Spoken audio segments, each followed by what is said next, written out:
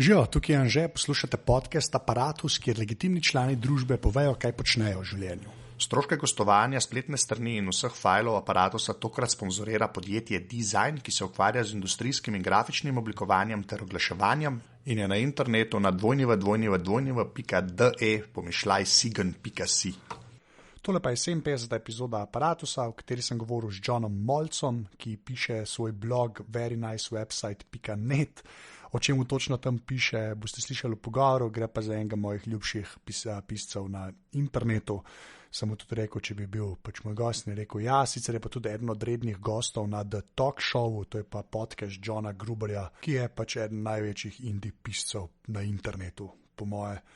Tako da naprej začnemo. Še enkrat hvala vsem, ki ste že podprli Aparatus. Če imate šanso, lahko to naredite na aparatus.si/podpri. Vsak evro nam prav pride, ker tako podprete celo mrežo Aparatus, kjer so še ostali podcasti, kot so Glave, Podrobnosti, Iglu, Impro in pa Pivotiranje. Tako da, evo, zdaj pa Moltz. That happened to me when I was on the talk show one time. I was futzing with, using a different machine than I normally use, and I listened to it, and I sounded like I was in a fishbowl. So I felt terrible. I was like, I had to go to John and say, "Oh no, I screwed it up," and he was like, "It's okay, I got the." Yeah, I recorded with Casey Liss last week. Uh-huh. And we needed to reboot both of our machines to get this right. I think we just sounded like robots for the first couple of times that we called each other. The whole robotic auto-tuning. Yep. Yeah. That would be a nice podcast, though. That would be an interesting podcast style. Like modern art, basically. I don't know. I guess we started. I don't have a jingle or anything. Oh, okay. I just have a first question that's always the same, which is who are you and what do you do? Okay. That's good. That's a good question. I am John Moltz, and I am now a freelance writer, I guess. That's what I do.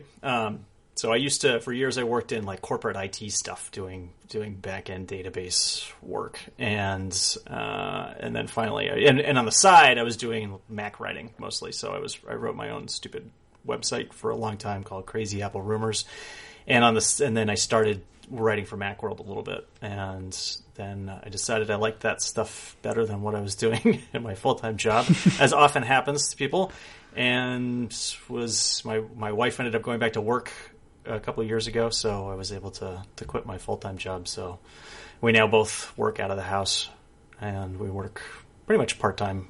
She works a little bit more than I actually end up working, which is kind of nice after working full-time for a number of years. So I mostly write for Macworld, and I've written for the magazine and the Loop magazine and some other places too. So.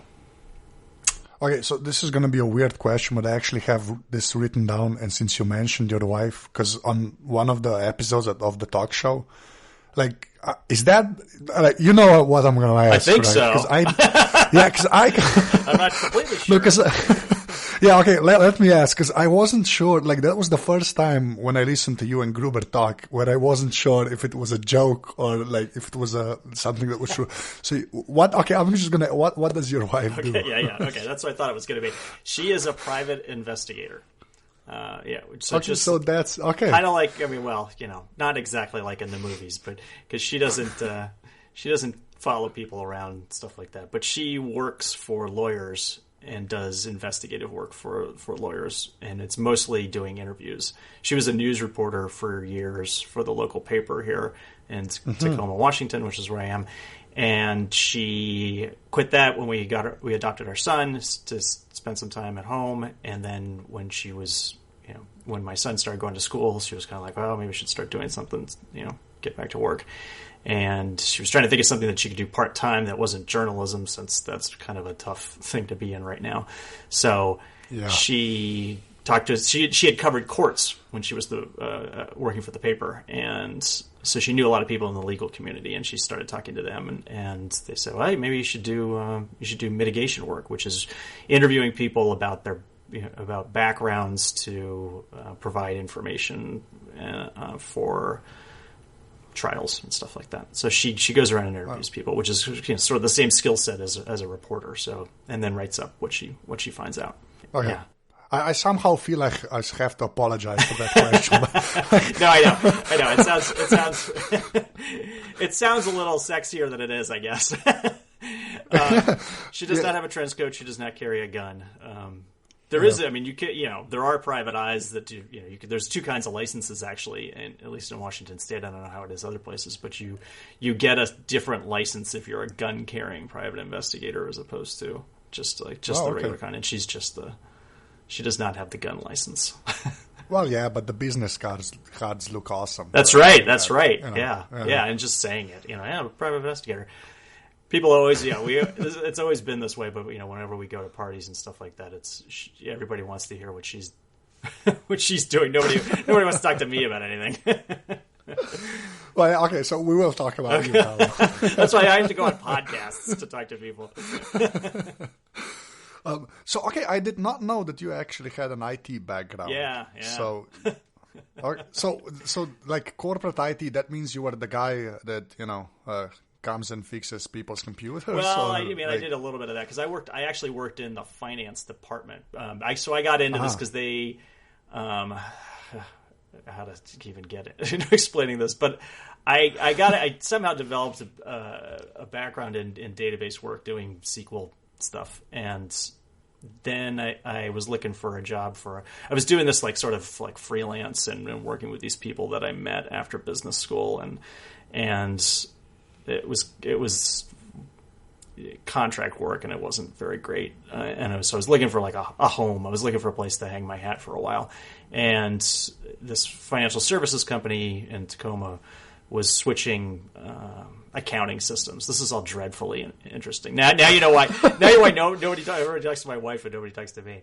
But anyway, they were switching accounting systems and they needed somebody who knew stuff about databases. And so I got into the department, and then I kind of worked my way up to. I was running the project eventually, and so I did project management too, and then as things happened, the project ended, the financial system got converted, and I ended up, doing maintenance stuff for a long time, which was kind of boring, and that's why I wanted to leave. No, but I actually want the reason I ask is because you sort of, when you write about, this is going to sound weird, but when you write about Microsoft, you sort of have that feel of a guy that was like a proper corporate stooge. Exactly. Yeah, I suffered in the trenches for years. Yeah, so I did that. I did that like for 17 years, kind of on and off. Because I quit for a little while in the middle, and then I went back because I thought, well, I'll go get a computer science degree. So in addition to the two other degrees that I have, and then I decided, I don't want to go. I don't want to go through the whole thing. I went through a year of it and got enough information that I felt like I wasn't going to be I'm not a programmer. So I knew I wasn't going to get into deep algorithms and stuff like that. So I didn't stick around for the final year. Oh yeah, so you're basically like me because I have like a political science degree. Yeah, okay, yeah. Mine was in international relations. Yeah, my undergraduate degree. Yeah. Yeah, but we can both screw up a CMS. That's right. You bet. Oh man, with the best of them. Yeah. Well, I think there's like a special class of people that we're part of because we sort of know more than 99% of the population, but like we know nothing compared to actual programmers. Yeah, but. And I'm the worst because I originally learned on Access, Microsoft Access. So there's just like I'm the guy that everybody hated. And then I finally got to the point where I was actually okay. I was coding in SQL on SQL Server and doing stuff that actually wasn't so bad. but when I started out, they were like when I worked with the IT department, they would just be kind of like, oh God. So where did the Mac stuff come in then? When I got my first computer at home, I got a Mac because I knew that's what I wanted. I had used computers of friends back in the late 80s, in college, and then I knew when I got my first computer, I wanted it to be a Mac because I had tried both, and it was just so much easier for me. So I at home I've always used Macs, and I just had this split personality until recently, where I now don't. Although I I'm actually talking. I mean, my son wants to. He's into gaming. He's a big gamer, of course. So he wants a PC. So we're talking about building a PC together. Well, yeah, but I think every kid should go through that. Yeah, I've built every PC I've ever owned. So, yeah, you know, I think at one point you have to stick the core onto the motherboard. I think that's a rite of passage somehow. That's right. I think so too. And changing the fans on the graphics cards and stuff like that. I think. I just swapped out a hard drive and an iMac over the weekend, so I feel kind of like felt like a golden god for a minute there. That was hard. That was tougher than I thought it was going to be. Because the iMac is kind of tricky because you got to get the glass off and everything without breaking it. Oh, you have to take the glass off as well. Yeah, I just thought it was the back panel. No, that's the thing. The memory's easy. It's just a little slot on the bottom, but the hard drive is behind the LCD. So you have to take the glass off the front, and then you have to tilt the LCD out and unplug the. I mean, there's a whole bunch of stuff, and thank God for iFixit because that's where I go to find out how to do any of that stuff. Yeah, but that's slowly going away. Yeah, I know, and and this is an old one. So this is like a 2007 iMac, and I got a hybrid drive for it finally, and I'm just trying to squeeze the last bits of life out of this thing because it's working fine, and it's just it's just serving like our iTunes stuff up for the household, so it's video and music and stuff like that, and it doesn't need to be doing it's not doing any real heavy lifting. So it's only got 4 gigs of RAM, and I just put a terabyte hybrid drive in there, so it feels a little faster now, which is good. Well, yeah, I bet, but all of that tinkering, I don't know where that's going. Yeah, I mean the new ones. And I thought about it because I was thinking about buying a new one, but then the new ones you can't even the low end ones you can't even change the RAM. You can't even upgrade the RAM in them. Yeah, I saw that. Yeah, basically, you're stuck with what you buy, right? I think the 27-inch you can. I think I got the sizes right, but the larger one you can actually change the RAM. I have no idea why that is that you can't change it on the smaller one, but it just goes by screen size for some reason. They're obviously phasing it out. I mean, they don't want you to. Yeah, to touch the machine, basically. Yeah, they don't want you to do it. They don't want you to do any of that stuff. They just want you to buy a new machine. And the prices are going down, so it's a little bit explainable. But still, I don't want to. But easy for you to say over there in America, but yeah, maybe that's true. Yeah, because over here it's a little different with Apple stuff. So yeah, but it was still more than I wanted to pay. Obviously. Well, yeah. Wait until you build the PC with your son. You're gonna see the prices then. You're just gonna that should be. It's easy to hate on Apple then. When you build your own box, it's really easy to just go, what? Why? Although am I paying? I did see a bunch of things. At least, I mean, again, it's here, but I saw a bunch of stuff where people were comparing for the new Mac Pros. They were pricing them out on Dell's. Same thing on Dell's side. It was actually more expensive to get a Dell than compared to what you could get for the new Mac Pro. Yeah, but that's usually because of the cores. When you're talking about Xeons, it almost doesn't matter at some point. I think that's where it gets really expensive, and those people usually spec them out with terabyte SSDs and stuff. Yeah, so, right. At that point, it really doesn't matter. I don't know what the margins are with a terabyte SSD, but yeah. No, but the tinkering question is kind of an interesting one because even I'm more of an Android guy, I guess, because I write for a magazine as well. I test gadgets and stuff, and I got stuck with everything Android and the Kindle and stuff. Right. So and even there, with the exception of Samsung, it's pretty much over. The changing of the batteries with the phones and stuff, it's really gone away, and I don't know what to tell people anymore because It's gotten weird because I think Apple started that trend and it's just it's not stopping and it's moving into the desktop space. So I don't know where it's gonna end. And the Mac Pro, I guess, is a result of that because you can't really do much with that machine. Is that right? After you configure it? Yeah, I think after you configure, I don't know how much you can do, because just by the design, when I looked at the board, that's the most complicated and convoluted thing I've ever. I don't even understand how most of that works, because I read Anand's review. Yeah, and that's just I got lost. Yeah, I knew I was never. I'm not in that market at all. I'm not that guy. Used to be. I've got an old Power Mac. That was my machine before I got the iMac, and just for household services stuff. So I upgraded that thing for years. I had that for like almost 10 years. Yeah, my dad has a G3. Oh, really? I think. Yeah. Yeah. No, it's not in use anymore. Oh, okay. He's a designer, so he always had Macs. Yeah. But I actually he had some old stuff on it that we needed to get off for his website, and I actually booted it up after probably like 10 years. It just turned on. Yeah. It was yeah. nothing. Well, my son, when my original Mac was an SE, and I sold it when I bought the next one. It's, back in the early 90s. But I still had all these discs, these floppy disks, because I'm a hoarder and I can't throw anything out. And my son, actually I did this before we got my son, but I decided I wanted to play those games again, and then like in around 2000 or something, I just got on eBay and bought another one, bought basically the same SE for $1.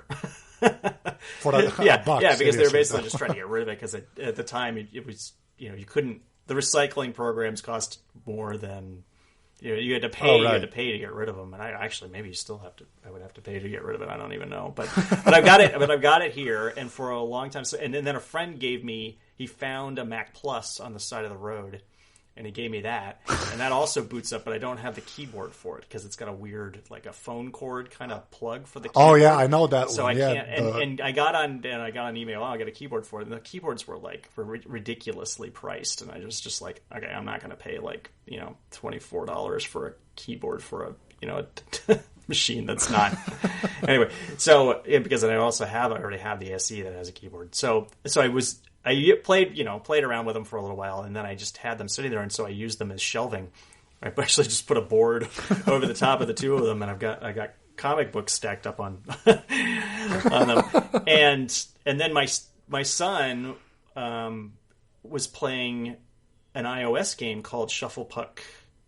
I can't remember it's called. Shuffle Puck Cafe or something. I can't remember which one is which, but it's based on an old Mac like Mac OS 6 System 6 game. System 6, game called Shuffle Puck. And I was saying, oh yeah, this game is. I read that the guy who made this game based it off of that game.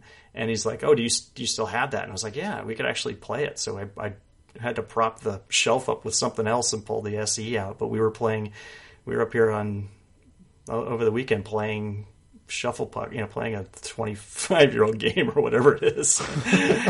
And I got my old discs out, and he started going through them and playing all these old games. And the thing works great. It's a 25-year-old computer. Yeah, which is kind of insane. Yeah, it's completely crazy. It actually works. I think it works better than some of the ones in the middle that I've got, because I got an old iMac sitting here that doesn't work that great, and then I've got a Pismo PowerBook that doesn't boot up very well. So it seems like there's that window in the middle where some of that stuff doesn't last as long. Yeah, I think like the early ones weren't as mass produced, so I think I think the a little more handcrafted and built more. Yeah, kind of built like a tank. I mean, there's a lot of metal. Metal in there. Like. Yeah, it's a proper chassis, basically. Yeah, it's not really. Yeah, I know. Yeah, it's the same with PCs. I still have an old Acer, actually. Oh, really? Which still works. which you couldn't really say about most Acers nowadays. Yeah, yeah, that one actually still works. So there's the old stuff that really works, and there's the middle stuff that no longer works, and then the new stuff that still works because it's new. Yeah, basically, yeah. That's kind of but I'm questioning the new stuff because again, with no tinkering and stuff, I don't know how that's going. I don't imagine this stuff will last as long. Yeah, I mean, maybe the high end stuff. I can imagine like a MacBook Pro, maybe just because of the aluminium and the way that they're those built. are built pretty well. Yeah, and I've tested a bunch of Ultrabooks, like PCs, like with Windows, and a couple of them are actually pretty solid. Like I can imagine. Like I actually tested. We're talking about Acer. Like I don't know, it cost over here. It cost like 1,700 euros, which is just that makes no sense. But it was aluminium and stuff, so it has that feel that it might actually last. But you never know. Right. So I wanted to ask you about I guess you're a Mac writer or like for the most part. Well, for the most part, I am. I do. So I mostly write about Apple stuff. The Mac but then the stuff that I've written for the magazine and for the thing that I wrote for Loop were both just sort of humor pieces. What I wrote for Crazy Apple Rumors was really I really don't know what to call it, but it was mostly about the humor rather than about Apple. It just happened to be about Apple, but you kind of had to know a little bit about Apple, I guess. But the stories were I mean, I would write about the executives getting a puppy. All the executives pooled their money together to get a puppy. I mean, it doesn't have anything to do, and I could have written that story about any company or about anything, and then I just make up stuff. And that's I have the most fun writing that kind of thing, obviously. And the Mac stuff, the Apple stuff, just it interests me because I'm interested in Apple. I have them, I've been using them for years, their computers for years.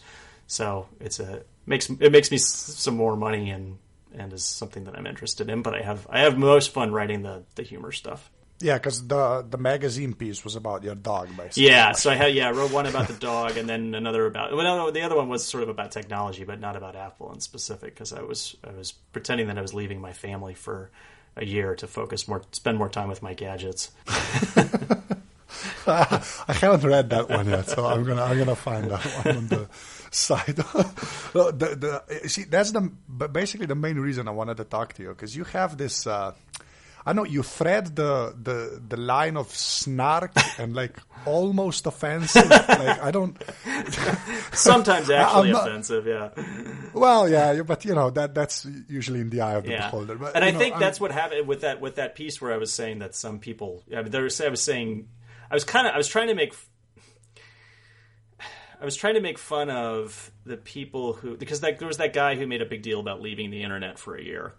Paul Miller. Yeah. Right? And I was kind of trying to poke a little bit fun of doing it as sort of a stunt. And some people didn't quite get that it was just satire about that, not about. I mean, I understand having a kid personally. I understand how you do have to put some of this stuff away for a while in order to just like spend time with real people, and sometimes that can be challenging.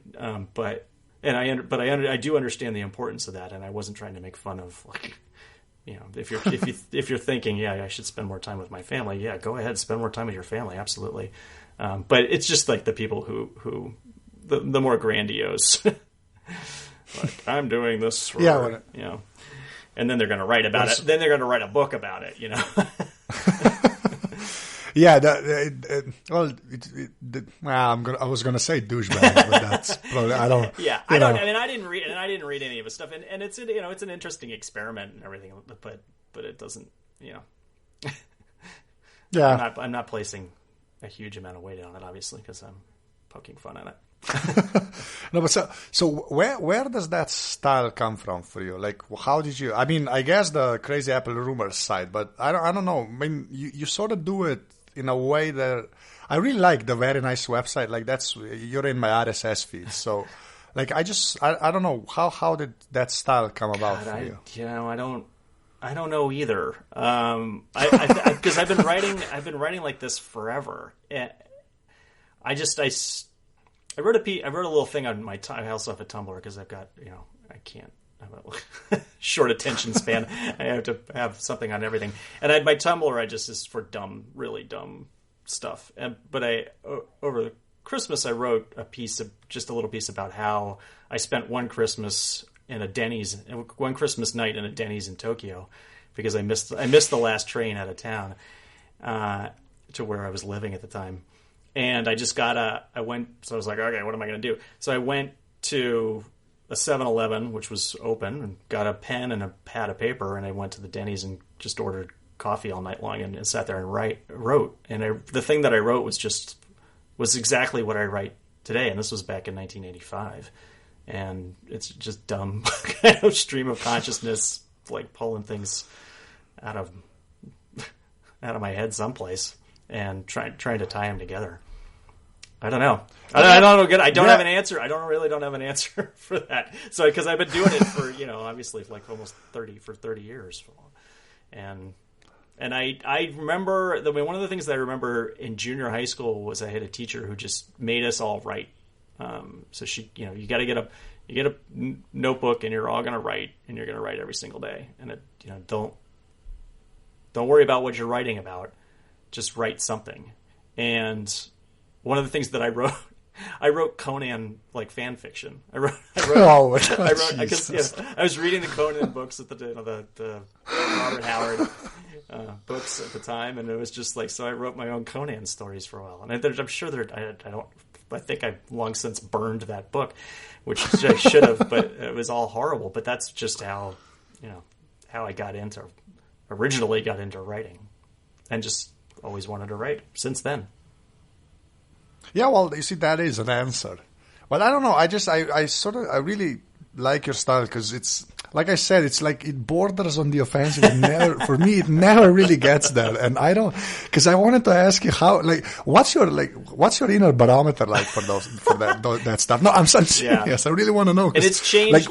Changed over the years. I mean, if you go back and read some of the early Crazy Apple Rumor stuff, it's much more, I think it's more offensive. But I've managed to thread the needle a little bit better than I used to, because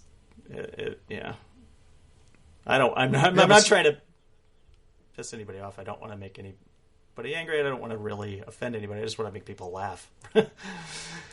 So how do you decide when you've gone over that line? Now, I'm talking about now. So like when you write something and you read it and you say, well, this is maybe a step too far. Like what's your criteria? I think I've gotten a lot better about putting myself in the place of someone who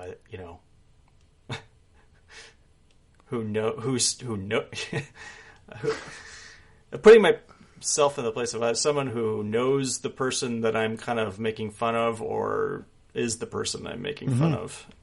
That's really kind of, it's just, it's an empathy thing. It's trying to say, okay, if this was me, how would I feel? And trying to make it so that it seems funny to them too, as opposed to offensive. Oh, okay. That's a good, that's really the trick. And I know I don't always get it right, and I'm sure I occasionally say things that I shouldn't say, and write things that I shouldn't write. But I'm not the only. Well, yeah, I'm not the only person on the internet doing that. Yeah, but that sort of ties into my next question, because when I talked to Casey Liss, they had this whole section after the ATP show where they talked about listener feedback. Uh-huh. And it's like, it amazes me, because like the market in America is so much bigger, but it amazes me how like tone deaf people can be, and like the stuff that like offends, like the reviews, like even Gruber gets now with the whole 1-star thing, and all of that. Yeah. Like how do you, like I'm not sure if I should ask, how do you deal with that? But like, how much of that like informs your writing? Like there's gonna be some, like a small percentage of just tone deaf people that won't get it, no matter how much effort you put into right. That trick you explained earlier. Like, yeah. Well, I mean, I don't get it. I obviously don't get as much as John does. But I read it, so I read all the feedback that I get. I try and take it seriously. I mean, I try and listen. And sometimes I think, maybe maybe that guy's right, but I don't know. It's just you have to make your own judgment calls, and you have to everybody has to decide where they want to draw their own line. But at the same time, you have to listen to feedback. You have to make sure that you're actually hearing what the person is saying, and sometimes people don't express themselves very well. And it's hard to divine what the real complaint is, and understand what the person is complaining about. But you are in the camp where you're gonna read all of the feedback. Yeah, because I don't get so much that I shouldn't. I would love to have that problem where I have so much feedback, but I can't. Be one of those guys. I don't necessarily respond to it all. I don't necessarily have the time to do that, but I definitely read everything and try and take it seriously. So if somebody out there has sent me a message, please know that I am listening. There have been incidents in the past where it's taken me, where my first reaction has been, oh, this guy's blah blah. This guy doesn't know what he's talking about, blah blah blah. And then over time, it's sunk in where actually, okay, I understand better now. And many of these instances are just can either be misunderstandings on both sides. Because everybody gets into arguments on the internet. So really, yeah, I mean, if you're not getting into arguments on the internet, I'm not sure you're not on the then internet. You're not really on the internet. Yeah. We have to talk about podcasts, I guess, because you just started a new one. So I actually, which I saw, I think, like today or yesterday. Yeah. So and just so you know, like you guys stole the idea from like one of my co-hosts who wants to start that exact podcast. Oh well, and he's gonna be listening to this. Plenty of room for more. Plenty of room. Well, it's gonna be in Slovene, so there you go. There you go. That's it. So yeah, explain the new show. So myself and Lex Friedman and John Armstrong have started a show called Turning This Car Around, and it is about fatherhood. So every week we discuss a particular issue on fatherhood. And I think it's good because we have a good mix of different fathers on the podcast, because Lex has like 3 kids and John's got 2 kids who he's, he's got an ex who's helping parent the kids, and he's parenting the kids, and they have to do that separately and work between the two of them. And then my wife and I have, we have adopted our son 9 years ago. So I think it's an interesting. We have enough to talk about in every episode, and we've got decidedly different experiences. So that's good. And we got a bunch of episodes in the can, and we just dropped the first. The premiere episode today. Also, you pre-recorded most. Yeah, so we have got a bunch that we got backed up, and I think we're gonna meet again in a couple of days. So we're hitting the ground running, hopefully. Awesome. So, are you going to do seasons, or is it going to be just an ongoing thing? Or I don't think seasons we know. are in now. Yeah, I know. I think, and we've talked about that. I think we'll go for a while and just see how we're doing, and see if we want to cap it at a season and take a little rest and then come back. But so far we haven't run out of things to talk about. We got plenty of things to discuss. So, and I, as I noted on my site, any advice that we offer is offered as is. Do not. Which you see, we are not setting ourselves up as people to necessarily listen to. I think it's more people to commiserate with. Yeah, it's going to be like Neutral was, a casual parenting podcast. Yeah, there you go. We are not professionals. So I don't know if they had the phrase turning this car around where you were from, but that's a. Oh, I think that's universal. Is that universal? Okay. Is that fathers say that everywhere? Basically, yeah. Well, at least my dad did. Okay. So I guess it's the same in Slovenia. So, yeah. Yell into the back of the car. Basically, yeah. Only the car was much smaller. Probably. The gas was basically socialist. Yeah. So yeah, that was that was the difference. But yeah, I think the phrase was the same. Okay, good. Yeah. Yeah, but the car was a rip-off of an Italian design. So just so you know, like a Fiat design. The car that we have as the logo for the show looks very much almost exactly like the car that I initially had when I was a kid, or my parents had when I was a kid. So Which was? Oh God, I can't remember. It's some big old Chevrolet thing. I mean, with the wood paneling on the side and you know, no seatbelts in the back. I mean, we just we crawled around back there, and I was always in the back. There were 3 of us boys, and I was the youngest, so I was always in the back, like just sliding around in the in the way back on that metal floor. Yeah, but Chevrolet over here now, it's basically, I don't know if they bought, I think, I don't know how to pronounce the old company, but it was like Daewoo. It was like, I think it was a Korean car company. Daewoo, yeah. Yeah, Daewoo, yeah, I guess. And then like Chevy bought them, I guess. Really? Chevrolet bought them. Okay. So every Daewoo car over here now is a Chevrolet. Oh, that's interesting. Yeah, which is weird because Chevys are known for like pretty big cars, right? Like overseas, right? But over here you get like the Chevrolet Spark, which is basically the size of my shoe. It's like it's like a really small. Like I don't, you should Google it. You'll see. It's like it's a strange little car. So my parents gave me their old Chevy wagon when I went to college. So this wasn't the original one, but it was like the. They got a Volvo wagon for a while. They had a Volvo wagon for a while after that original one, and then they got a Chevy wagon. So it was a Chevy Malibu Classic, which is what I ended up taking to college my senior year. It's just like is that the one with the wood paneling? No. So the original, the one that I had when I was a little, they had when I was a little kid, had the wood paneling. This one was a gigantic silver thing, from the 80s. So you were the cool kid. Oh yeah, I was.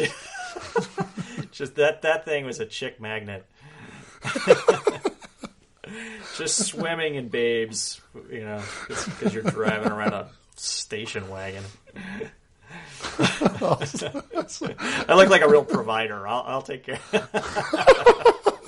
Yeah, which is why women go. They were not interested in me at all.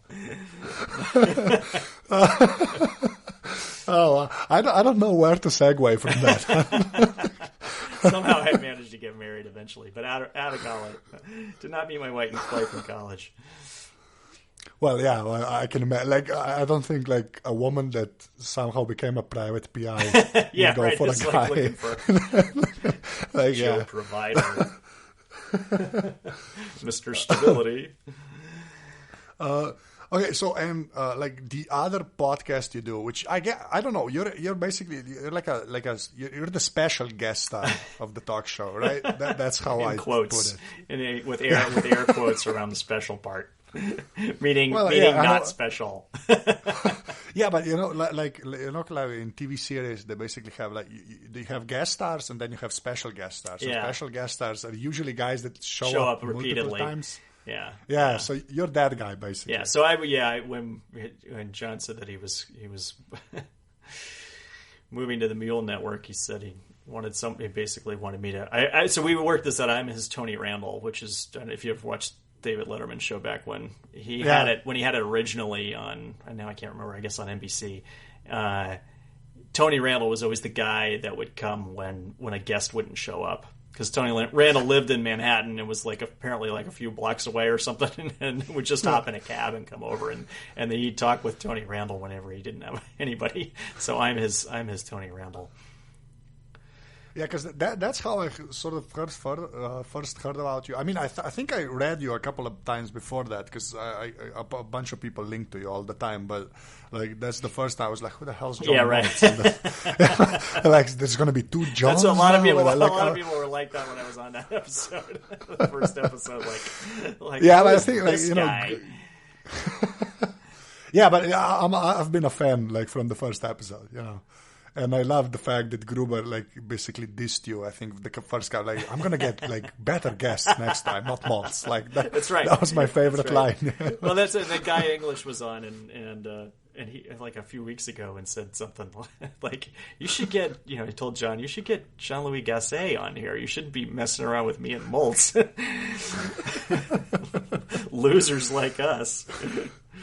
Yeah, but I have a little bit of a background in radio because I still do a radio show here, like a morning thing for it's a short show, yeah. And like I sort of like you guys have pretty great chemistry, like you and Gruber. I think, like, I don't know, you sort of play well. Having been drinking with him for a number of years, it's easy to it's easy to talk to him.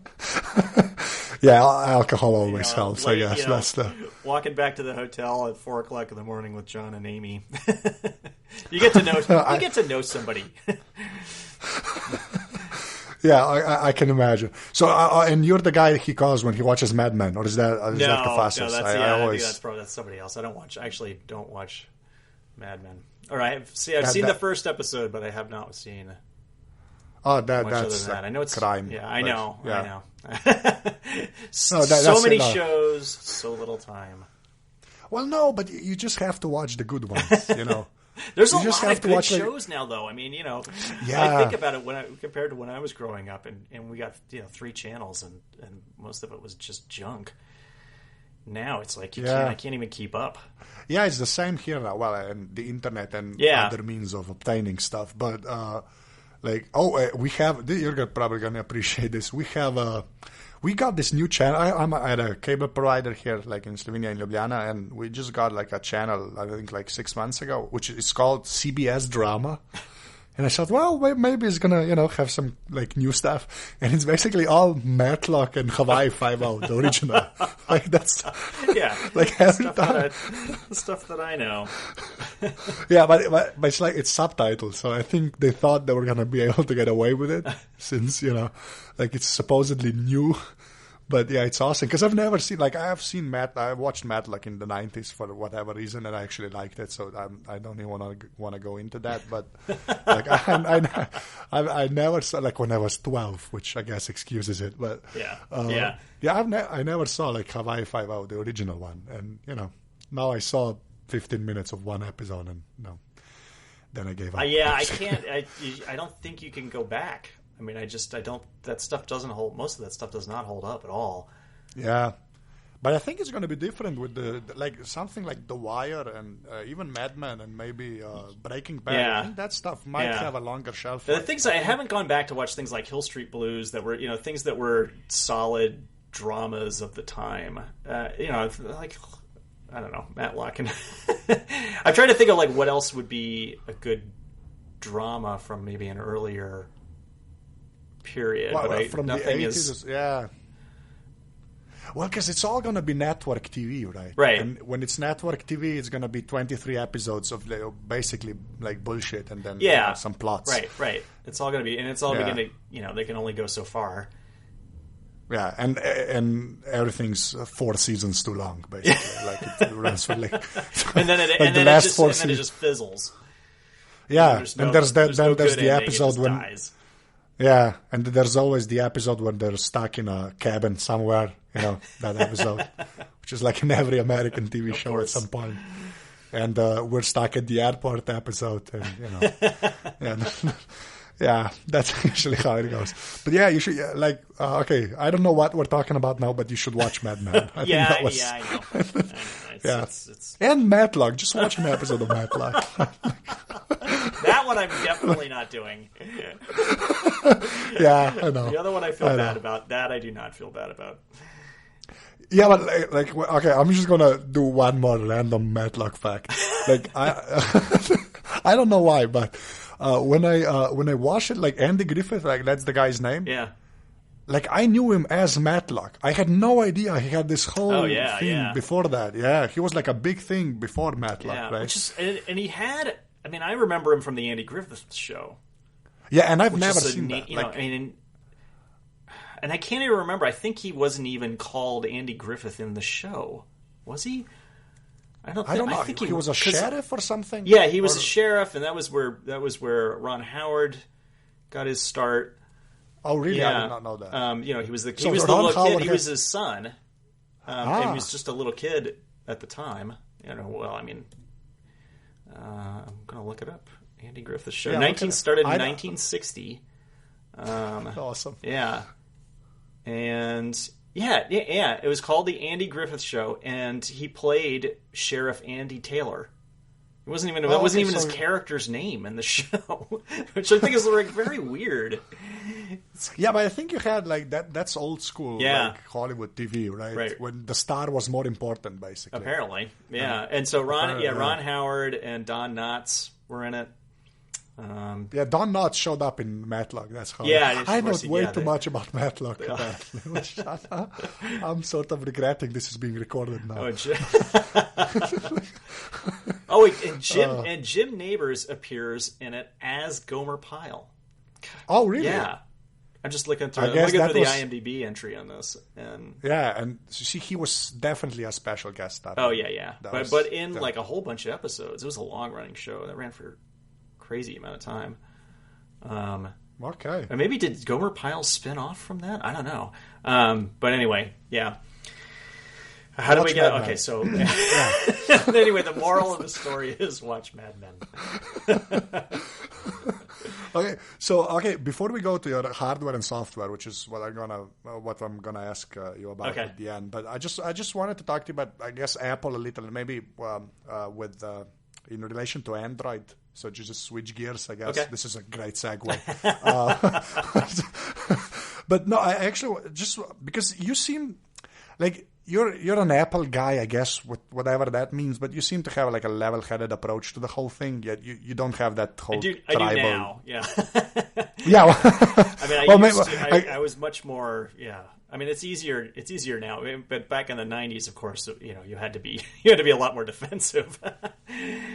Yeah, I can. Yeah, and I think that lasted. Yeah. That lasted through maybe the middle part of like the early 2000s. But now I'm kind of like, okay. I mean, it's not like Apple's not going out of business. I don't need to be so defensive about everything. Yeah, but I think like a bunch of you guys, I think transitioned well because when I first started, like you and Gruber and I don't know who else, but like when I read some of the stuff from like the 90s, like or I guess early 2000s, late 90s, like I think some of you guys did that transition gracefully from Apple being this company that was going out of business to the thing that it is now. Yeah. Whereas I think that's pretty rare, I guess, or maybe I don't have the whole picture, but I think a lot of you guys sort of did that the right way, if you know what I mean. Like you're not douchey now, basically, and like you had all of the prerequisites to just be really annoying guys. We're like, we're on top now. Yeah. I mean, there's obviously, I think there's still some grandstanding, but yeah. I mean, and I have. To at least a little degree, I'm a multi-device household. I've got a Nexus 7, and I'm going to build my kid a PC and stuff like that. So I'm trying to be a little more open-minded than I was back. And now I have to, because it was easier when I was working, in a company where I had all that other stuff. Basically, I mean, I was using Windows and other devices all day long, so. I didn't have to. I had a BlackBerry and a Windows laptop, so I didn't have to. I didn't have to have it at home because I got it at work whether I liked it or not, which I did not, particularly the BlackBerry. But yeah, no, I mean, I realized that there are different use cases, and people need to decide for themselves what's best suited for them. I can't make a decision for somebody else. So if someone decides they're better off with an Android phone, go be happy. Yeah, well, I'm actually one of those people. Yeah, and I can understand that. I mean, and sometimes every once in a while I'm frustrated with Apple devices, but for the most part, I find they just suit my needs better. Yeah, but I think it's different, like for you guys, because Apple is in America, and then everything was there from the get go and stuff, and like everything everywhere else in the world. Well, not maybe like even not everywhere else, but certain countries. I think Slovenia got the 4S was the first one that was on day one, or maybe even the 5. Yeah, like the iPhone that got sold. So before that, you basically had to buy it off contract for the full price in like Italy. You got to go to a lot of work. Yeah, or buy it in the States, and bring it over, which is the best case anyway. And then, the dollar, jailbreak it, and then and all the whole song and dance, and and Android phones were basically here on networks and on contract and stuff. So it is a little different, but So the last thing I wanted to ask you about, like the whole you're the, I guess, the guy that keeps reminding me that market share doesn't matter. I think like every time that whole thing dies down, you have a post where you sort of like remind everybody that you basically point it out again. And I think that's a good thing. That's I didn't mean for it to sound like a bad thing, but like no, seriously, because I think that's an important, like I think that's a reminder, like most writers, like even on the Apple side, should sort of get, because there's guys there that go too far the other way, where it's like only the profit matters and stuff, and you just sort of point out the weird analyst predictions, which and that's my question, like analysts, can you explain them? I don't know. I really cannot. I just don't. I don't get how some of these people are so gainful and so gainfully employed. I mean, these people. I bet a lot of these people make some really good money. But doing what? Because I don't think there's like over here. There's nobody like that. That's like public. I don't even know where I'd go for like those predictions over here. Yeah, like I don't know. And it's a mix of Wall Street. I mean, there's a lot of Wall Street analysts who just don't seem to get Apple and who have never, and then also just like the consulting companies, the sort of think tank places, like Forrester. Forrester's a strange example because I actually know a guy who works at Forrester who I think is pretty good, Frank Gillette. But then the guy that runs Forrester, like he's constantly, he seems to churn out a post every once in a while that's just like the typical, everything that I rail against. And it's just it seems like there's this stuck mindset from the 90s about, okay, Windows won and Apple lost, the Macintosh lost because Windows got more market share and developers focused on Windows, and that's going to happen again if Android, gains critical market share. And I don't think it's the same situation anymore, because I don't think it's the costs to entry are not the same at all as they used to be. I mean, you used to have to get your software into retail stores in order for people to get. So you had to be you had to have a certain amount of infrastructure and leverage just to get started in the software business, and it's not like that at all anymore. I mean, a guy, one person can start to run a software company and be selling apps, pretty quickly, and many of them are quite good. I mean, some of the best software on iOS is and probably on Android is just developed by a couple people. Yeah, with companies you've never heard of before, basically. Right. Yeah. Although that whole market seems to be like destroying itself with the free apps and the in-app purchases. Well, it's hard. I mean, I think it's hard to do it, but I mean, but there are still people who are doing it well. Yeah, well, that is true, but I never saw that happening. Like that's one of the things that sort of like surprised me, because I thought I was one of those guys that had the whole Apple, like the App Store figured out, like that whole model. Uh-huh. But now it's gotten really just weird, I guess, because even like I think Apple needs to release like a piece of software and just price it like $12, and this is like the new benchmark for a proper app, right?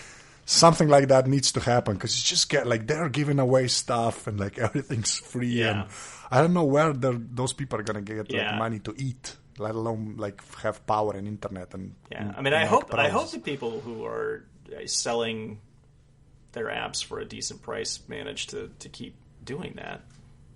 I know. I mean, locally there's the Omni Group, which, to their credit, I think they sell it at the price they think that it's worth, and it's a lot more than what other companies charge for things. But I always like their software.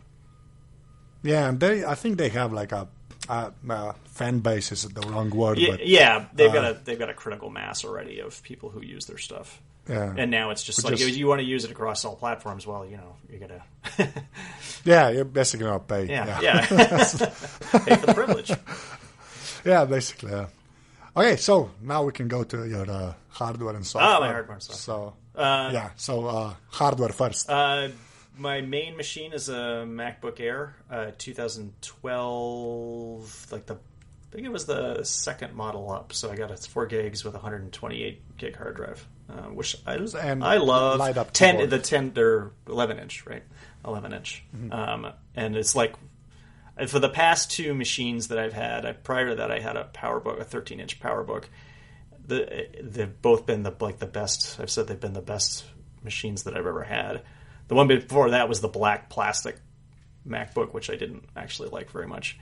Coming from a PowerBook, it was I felt the plastic was didn't feel as good to me. So, but it's nice to get back to it's nice to get back to the aluminum.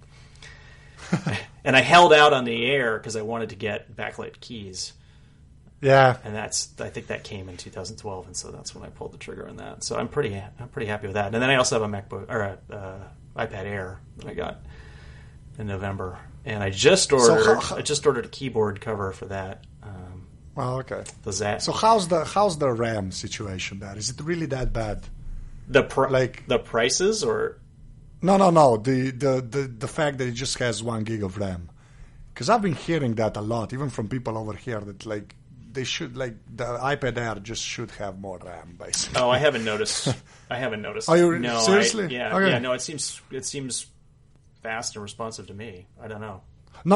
People just complain that the tabs keep reloading. People that use multiple tabs basically for browsing and stuff, they just get fed up with they just drop off the end, basically. Oh, really? Okay. I guess I probably don't. I don't use it as much for browsing. I mean, it's mostly entertainment and writing, so that's why I need the keyboard. I want the keyboard for it. But it's mostly just game playing. So I got the Zag. I ordered the Zag. It's supposed to come in a couple of weeks or something like that. Which also has backlit keys. So that was why I switched, because I had the Kensington for my previous iPad, which I liked well enough. My big complaint is just that the keys are compressed. They're not. It's not a full size. None of these are full size keyboards. So I'll have. Yeah, but some of them are less. Some of them are better. Yeah. Some are better than others, but it's still kind of. With the amount of writing that I do, I really need a full size keyboard. And for a long time, I was using the Apple Bluetooth keyboard with my iPad. And the chiclet one. Which was nice, but it's carrying. It doesn't snap onto the iPad, and it's carrying the two of them around is not as easy. So, I mean, if I got the iPad because I wanted something that's super portable, so I kind of need a super portable solution, and I gotta get a snap-on cover for that. So I'll be interested. I'll be interested to see. It's gotten some good. The Zag's gotten some good reviews, and I'm looking forward to having something with backlit keys. Yeah, you're talking to a guy that actually bought an Asus transformer. So I use that, which well, to be fair, I actually like it for writing. Yeah. For the other stuff, it's pretty mediocre, but for writing, it's pretty awesome because the keyboard dock has its own battery. Okay. So you get an insane amount of time. Yeah. It's like 16, 17 hours. I just forget good. To charge the thing constantly, basically. So, yeah. Okay, I digress. So that's what I use for the most part. And then, like I said, I still have this iMac that we use in the house for basically serving up entertainment options. And you're on the iPhone 5S. And I have an iPhone 5S. Yeah. Yeah. So I gotta. I mean, just because I write about this stuff, I gotta. I feel like I have to upgrade every year. Yeah. And I actually bought Verizon's. They've got this you can upgrade every year plan, which is probably a ripoff, but. Definitely. I don't know the plan, but it's a ripoff. If it's a plan and it's from a carrier, it's a ripoff. Yeah, basically. But I just thought be easier to do, and I'll know that I can just say, hey, go in and say, hey, I want the new one. Oh, awesome. Okay. Yeah. So as far as software goes, this is how I phrase this question every time. Just like the stuff you actually use, and start with your phone, and then maybe some iPad specific stuff. Start with my phone. Okay. Yeah. Just get the phone out. That's what I usually tell people. So. So Twitter probably is like the first. Every morning that's the first thing I fire up. But as far as like working on the phone, I use Vesper, which is the thing that Gruber and his nefarious gang put together, which I like, and I use it to keep track of story ideas, and I can tag them by like maybe, who I might want to pitch them to. What else? I'm looking at Byword is another is a writing app that I use. Yeah, the Markdown one. Yeah. So I use that on the phone and the iPad. And the rest for Twitter, for Twitter you use Tweetbot. Yes, right? for Twitter I use Tweetbot, which that's my. That's basically. Those are the ones I use for the most part. Instagram. What else? Oh yeah, I actually follow you on Instagram. Okay. Oh really? Okay. And on Twitter. This is something weird. But yeah, you know what I mean. It's perfectly normal in this day and age. Yeah, so I guess that's most of, and that's what I mostly use on the phone. And so what do you use to post on your site? Are you like a Mars Edit guy or just the CMS, the WordPress CMS? I use the WordPress CMS. I keep thinking I'm going to try Mars Edit, and I just haven't gotten around to it. I mean, I tried it years ago, like a long time ago, and just didn't get it into my workflow. But I've been thinking about going back to it. But I write everything in Markdown in BB Edit, and for some reason I think it's just because I'm just still doing the thing that I've always done. I think maybe they're like because I'm not using it to write write CSS or programs or anything. I mean, every once in a while I do, but it seems like at this point there should be a better thing for writing and for Markdown, because many of these things will show you previews and stuff like that, which is nice. I just haven't changed my workflow yet in order to do that. So I try a number of different things constantly, but I like Byword. I haven't been able to flip that switch yet, but I keep evaluating that. So I write everything in BB Edit, save to Dropbox so that I can use it on I can get it on any of the devices. And then, it's WordPress for posting. And because you use the journalist theme on the site. I like that theme. It's really nice.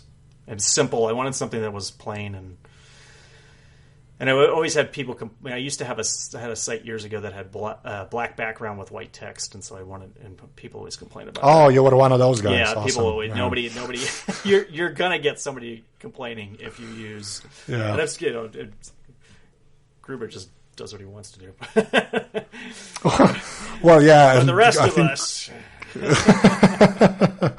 I think everybody else has sort of gone away from that except for him. I think Kottke did the thing where it was the 10-year, I think, anniversary of Daring Fireball. And I think Kottke posted here's the history of the design in an animated GIF, and it was just a screenshot. That was that's one of those jokes that actually stayed with me. Which is pretty. I mean, you got to. The fact that he's been able to stay with one thing for so long is actually pretty good. I'm just not. I'm not good enough at anything to design it that well to begin with. I guess he I think he's going to do it at some point, but that's going to be, I don't know how he's going to, I don't want to be in his brain when he starts doing that. Yeah. That's going to be just, after 10 years changing something on that site, man. Yeah, I can't imagine how he keeps it running, really. I have no idea what is involved in that, because he basically forked, Typekit, right? What's the CMS? Yeah, right. Oh, it starts with an M. Movable type. Movable type. Yeah. And I don't know when he did that. It seems like, I'm assuming that he forked a particular version, and and has just been updating it on his own since then. Which is, that is insane. Which, right? I don't. Yeah, nobody's doing that. I think. I think he's alone in that. I look forward to every WordPress update. The last one was nice. Yeah, right? the last one was really nice. Yeah, it looks it's gotten prettier, like a lot prettier. Yeah, which credit to them, I guess. Yeah, so, okay, John. Then my last question, which is also always the same. If you had to put a spotlight on one thing that actually made an impact on your life, which is like a physical object, I don't know, like it can be anything. I've gotten I guess Casey Lee said the DOS manual was his answer, and I've gotten like room heaters and stuff. So anything goes. So if you had to pick one thing, what would that be? One thing. Yeah. I used to joke that. That Wi-Fi changed my life more than becoming a parent. Okay, I'm gonna quote that. That's which was no, not really true, but kind of true. I mean, it was like, I remember first getting Wi-Fi, and it was just like, oh my god, I don't have to sit in this one place. I can go out. I mean, we had an old house at the time that we liked to sit on the porch. And we were able, because we could watch the traffic go by. It was on a reasonably busy street, and it was fun. And people would walk by and drive by, and there was a really nice old mansion across the street. Like that had been the Weyerhaeuser, which is like a local lumber family. It had been the Weyerhaeuser mansion years ago, and then was sold to. It was a seminary at the time that we were living at that house, and they often had weddings there, and there was just like so much to see out on our porch, and we finally got to the point where we could sit out there with a gin and tonic and with our laptops. My wife and I would sit there and just like, oh my god, this is it right here. It doesn't get any better than this. So I don't know. That's my joke answer, I guess. But I mean, but probably I would say that Mac SE that I first got. Oh, okay. That's because that was huge introduction, and basically set the course for what I wanted to do for years. But the iPhone. I'm going to give you 3 answers. Okay, fair enough. Because I was at the iPhone introduction, which was my first. Oh, you were there? Yeah, my first Macworld. That was the first one that I went to, and I remember. Awesome. I think I said to Gruber after it. I was like, "Are they all like this?" Because this is amazing. No, they're not. I guess. Oh wow, yeah. So you were spoiled from the get-go. Yeah. I guess my real answer is that Mac SE. Okay. But the other two are close runners-up. Okay. John, thank you for doing this. Thank you very much. This is it. It was nice talking to you. To je bila 57. epizoda Aparatusa. Johna najdete na Twitterju pod @moltz. Jaz sem na Twitterju @anzet. Feedbacka sem vedno vesel, lahko mi tudi pišete na anze@aparatus.si. In če ste slučajno naročeni na Aparatus v iTunesih, bo kakršnakoli ocena tam dobrodošla. Če pa imate šanso, lahko Aparatus mrežo tudi sami podprete. To pa naredite tako, da greste na aparatus.si/podpri. Tako da to je do naslednjega tedna to. Hvala, da ste poslušali.